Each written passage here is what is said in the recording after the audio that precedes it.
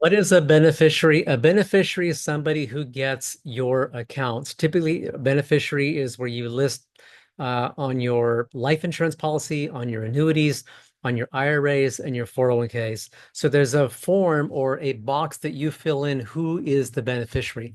Beneficiary is that person who, when you die, they will get that account. So there is what's called a primary beneficiary. And typically, when you're a married couple, the primary is going to be your spouse. And they will ask you on that form to complete the spouse's name, social security number, their date of birth, maybe a cell phone and or an email address.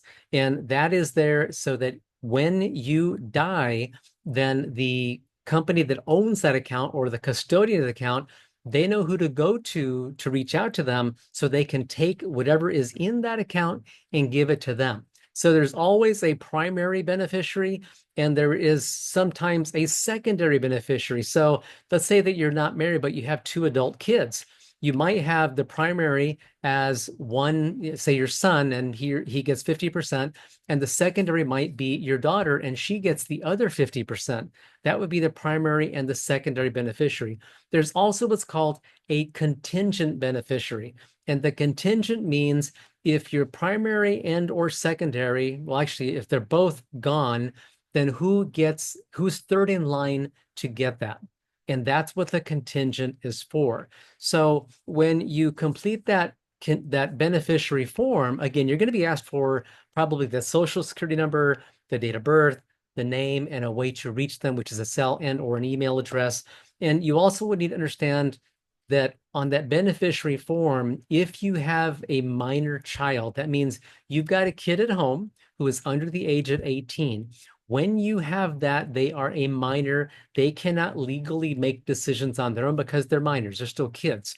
So if you've gotten your estate documents done, and now you're updating the beneficiary forms on the different accounts that require those, then you probably want to reach out. I would tell you, reach out to your lawyer and tell them you're updating your beneficiary forms and ask them how they want you to do that. They will typically say, list your spouse as primary, and secondary, list or contingent, list your trust that lawyer set up for you. And then in the trust, there it will then further specify who is going to get the accounts. If you have three kids, maybe it goes 1/3, 1/3, 1/3.